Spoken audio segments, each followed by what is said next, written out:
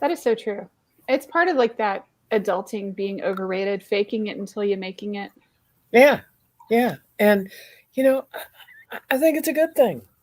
Hmm. I do. I mean, that's being a grown up. I don't feel like doing whatever, whatever. I don't feel like But adulting today. Okay. yeah, I'm I'm going going to to get show up show and up, put on my makeup, wear adult clothing. yeah, Y'all might notice I'm actually wearing adult clothing. Um, yeah, and doing the things, yeah, sit up, show up, and shut up, right? even though I feel like crawling under the desk and in a ball and kind of quivering at this point. It's been one Oh, of those weeks where adulting is highly overrated. yeah. But what if we don't do it? You know, we give a play and nobody shows up, right? Right. We got to star in the play. Well, absolutely. And I mean, and that is the challenge, right? Because, you know, crap has been going on in the background here, Five fast and years. furious for six and a half, six, over Okay. six, Long time. a long time. And, you know, the first little bit, I really let it negatively impact so many different aspects of my life. When my daughter first had her traumatic brain injury from the fall from the horse, I allowed it to rule my business. I allowed it to rule my life. I allowed it to rule my marriage. We did everything for her at the cost of ourselves, financially, mentally, emotionally. And, this is one of those lessons that adulting is highly overrated because she ultimately was, yes, discharged from the hospital, after the first two hospitalizations. And, I was left with that, okay, what next? And when This is she, a series of songs tonight. The beat goes on, and Peggy leaves. Is that all there is? right, exactly, Mhm. and then when she had her next psychotic break, or next psychotic episode, the next round of catatonia, one of the things that I had to do was step back and go, okay, this adulting thing sucks. And I have to now juggle my child who's going in and out of the hospital. And I think there were two or three hospitalizations in really, really quick succession in there. And in and out of Duke, and then in and out of UNC, and then in and into UNC for several months, and then Central Regional, which is our state psychiatric hospital, for several months. And that showing up and adulting, getting up, getting dressed, doing my hair, growing my Facebook group, growing my business, building people's websites, and doing those things at that point was no longer optional because I had to make a living. I had to make income. And I couldn't just back away from it, right? And that was definitely one of my moments, where adulting really, really sucks. Adulting is so overrated. 0 stars, would not recommend, right? Well, I think what I want to say about this is that our civil society has ceased being civil Mm-hmm. because people have ceased being adults. I don't know if you've been on an airplane lately, but the number of young people I see who get on with pajamas and fuzzy slippers and pillows, I find exceptionally unacceptable. I see people who haven't had a bath in a week, or should I say, I smell people who haven't had a bath in a week. I see, you turn Sitting on a next to you in an television. airplane seat. Yeah, but it's funny. I was watching a program, a really good program. Mark and I were watching on late night. There was a program on the history of late night. And I go back to the era of Johnny Carson, Jack Parr, Steve Allen, some of you Mm-hmm. may or may not know, depending on your ages, and how it then moved into David Letterman, Jimmy Fallon, Jimmy Kimmel, Mm-hmm. Conan O'Brien. And then it moved into not so much Kimmel and Fallon, but now you see guests come on the show in hoodies and cutoffs, and as opposed to dressing up, wearing your best clothes. And we were watching a late night talk show the other night, and someone we have met, someone we don't know them, but we've met them before, was extremely well dressed, had on a beautiful suit.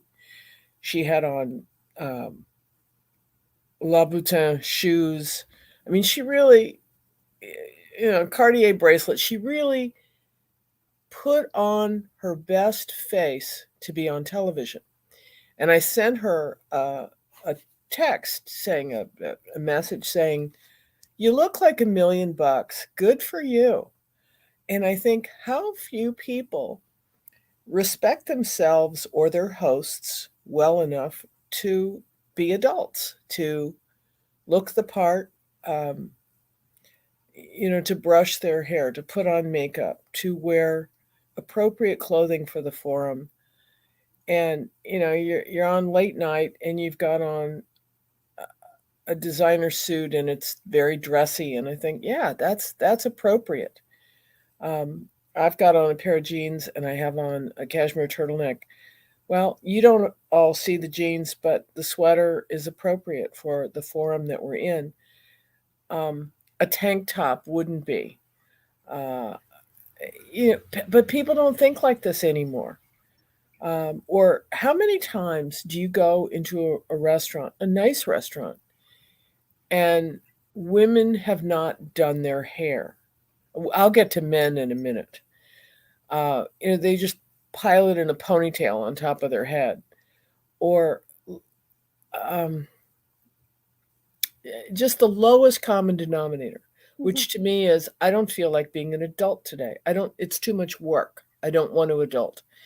And then I see, on the flip side, I see women who've made an effort to look nice, and the bozo that they're out with, again, cutoffs and a hoodie, and they're going into a restaurant. And when a country club has to tell you that you have to have a collared shirt on, there's something wrong. That you don't know enough to walk into a dining room with a collared shirt on, talking to men, is staggering. And I think, how is it you happen to run your business? And I look at many, especially the West Coast um, business people, and it's just another world. Oh wait, it's casual Friday. Oh wait, now we don't work on Friday anymore. Um, we've got 3 months off for whatever. I mean, we have this big transportation problem in the United States, all kinds of problems, and somebody doesn't come to work for 3 months because, well, I have different priorities. Well, that's cool. I get that. But then you don't take the job that's on the national level in the president's cabinet because you're supposed to be an adult. And I don't care if you're a Democrat or Republican. There are plenty of Republicans who've made that kind of screw up too. So I'm not being an asymmetrical hit woman here. I don't understand why people say, I don't feel like being an adult, so I won't be one. The whole point is, you do the things that you don't want to do. That is being an adult. It's not an option. It's uncivil society then. You're not a grown up and no one will take you seriously. I'm done with you. I don't want to deal with people like that. Do you?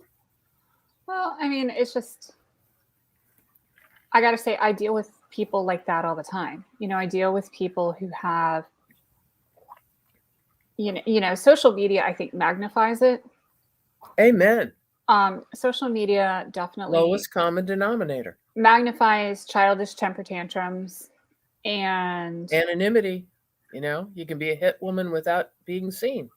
Well, and then the other thing that happens too is that people inadvertently destroy their businesses and their careers by saying things online,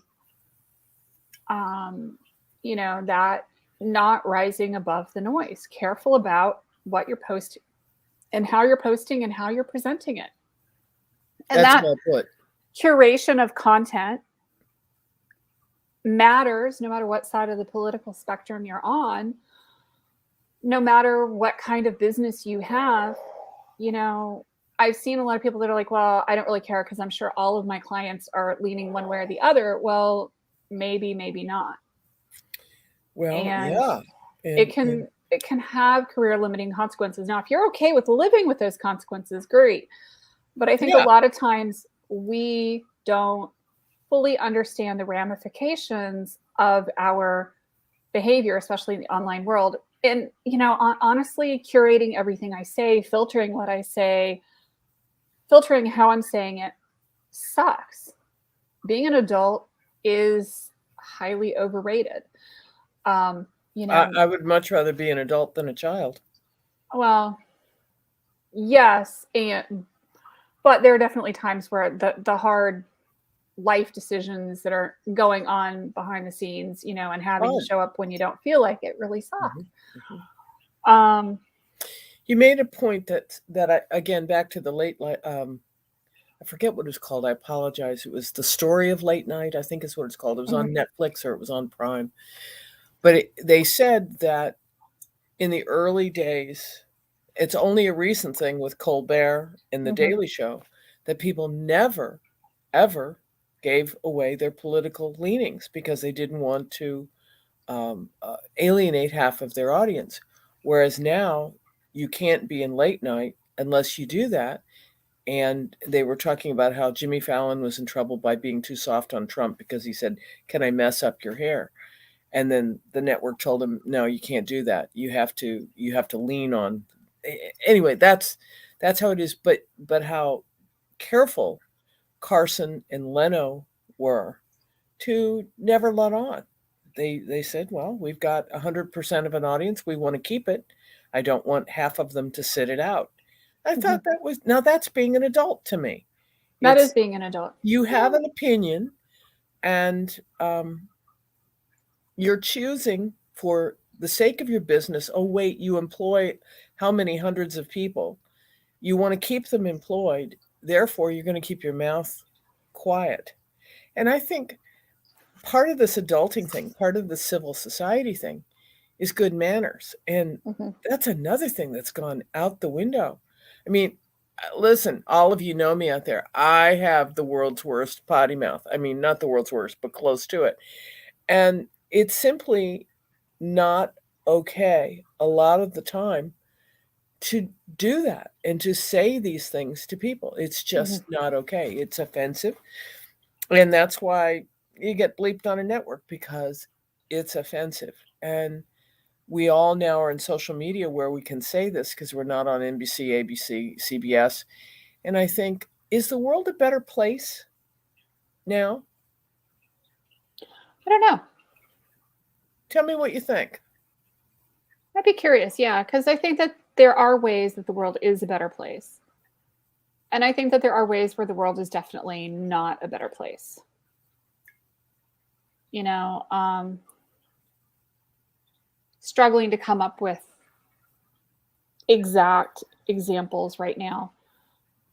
You know, I think in some ways, you know, we've made such tremendous steps forward with, you know, medicine and some of those things. Um, and the ability to communicate with people on the other side of the planet. I mean, gosh, we're doing a live on Facebook and YouTube and LinkedIn and reaching out to a lot of people just by doing this. The technology is This is tremendous. great. You Video know, TV, the stuff of which were our childhood dreams. If I could just call my best friend and talk to her and see her face, how fun right, that would be. right. And, you know, That's and every with day. that come tremendous downsides, right? It's a two-edged sword. I know that my generation, because I'm 49, um, you know, our screw ups were not recorded on cell phones. And, you know, we didn't have to answer for quite so many of our simple day to day screw ups. And I think that I agree, making people take responsibilities for their actions is better. Cancel culture is almost never the right answer. And I mean, I agree. giving each other some grace and some love, I think, is an important thing. And respect. And that requires an extreme degree of adulting. Mm-hmm. Mm-hmm. Cultural respect, respect for, the situation, so that means, showing up and meaning it and dressing like you mean it. And being respectful in every way, and intentionally being respectful. Now, it's not that you're never going to cause offense, because if somebody wants to be offended, they will be. But I mean, I feel like that's part of that adulting thing that is Do so your hard. best. Mm-hmm. You show up and you do the right thing and you do the thing, even when you don't feel like it. That's exactly what it is. And that's about character. Mm-hmm. And it not only is character, but it builds character. I don't feel like showing up, but I'm going to because people are counting on me. Right. And this week, honestly, I haven't felt like showing up. I've got People one are kid counting on bopping in you. and out of the hospital, 500 emails from social workers, and, all the attendant doctor's appointments that have happened. And then the other kid, the child number 2, who's got some major medical stuff going on. And yeah, I kind of don't feel like adulting this week. I kind of just want to curl up under my covers and go back to bed. I got up, I got dressed, I did my hair. It's kind of hard to tell that. Oh no, it looks good. And just doing the thing, showing up, doing the things. Because I have a team that depends on me. I depend on myself. My family depends on me. There you go. To show up and do the thing, even when I don't feel like it. And you hope that it will be less days. Mm-hmm. But totally. What is it that the Navy SEALs say the only easy day was yesterday? Mm-hmm. That's an interesting worldview. Absolutely. Because that requires you be your best. Yeah. That your teammates are counting on you. Mm-hmm. And you are seen as the best. And it's life and death best. Absolutely. Back to the pajamas and the fuzzy slippers. And again, watching videos. I was watching a music video of an entertainer who I think is very talented. And she had maybe a 20-piece orchestra behind her.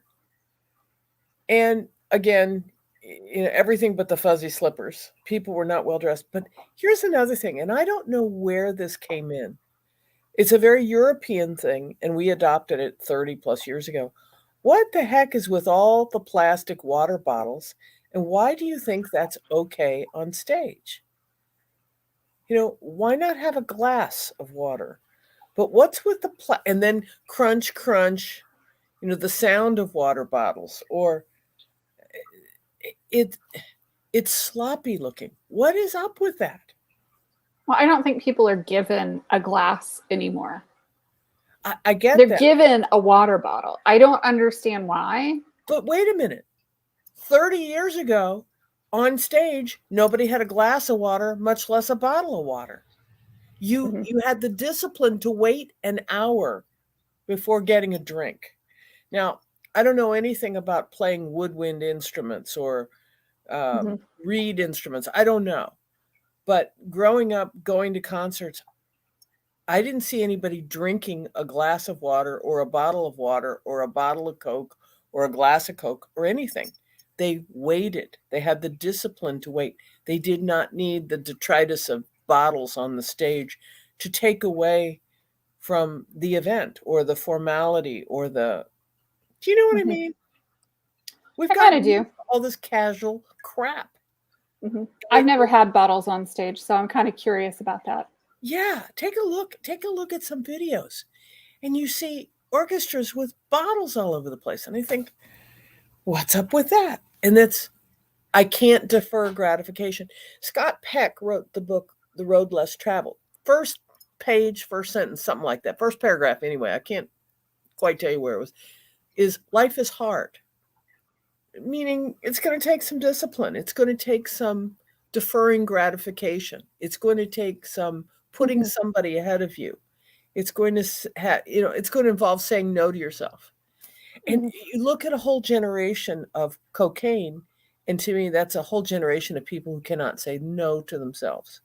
I want what I want when I want it, Mhm. at whatever price. At the price of there isn't food for my family, I don't pay the mortgage, and then you get labeled something. Oh, wait, now you have addiction. So you're a victim as opposed to a person who made a choice to do this. I find it fascinating how, and I'm not denying there's addiction. Oh boy, I'm sure not denying that. But where's the personal responsibility? Where is that part? I Mhm. choose to go to a treatment program. I choose to search a better way. I choose to make amends. I think that's all part of it. But we live in an era of anything goes, and oh well, too bad, too sad, you got hurt. Yep. And I didn't adulting. feel like being an adult. Sorry. Yeah. I I know it don't was feel your like being best an adult this friend. week either. Sorry. Can I have a Yeah. do-over? No, actually, I don't want a do-over. I don't need to No, redo the you don't last want week. that nonsense again. You want to get it over with. Seriously. So let us know what you think. I'm curious. Drop us a comment.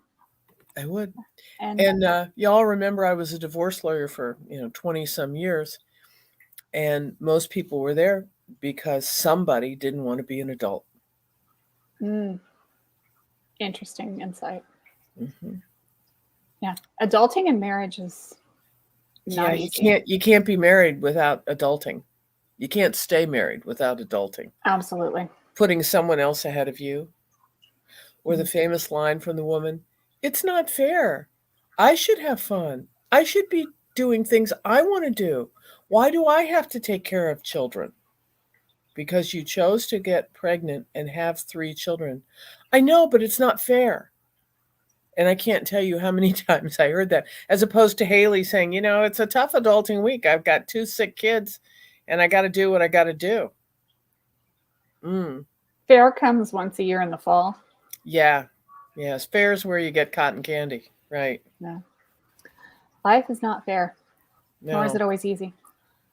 So I'm hanging up my adulting hat. No, seriously, I've got calls all day tomorrow. But thank you, Victoria, for doing this. This is a ton of fun. Y'all, let's go adult together. One foot in front of the other, right? Left foot, right foot. Here we go. Here we go. Thanks, Haley. Thank Love you. you. Love you too. Take care, guys.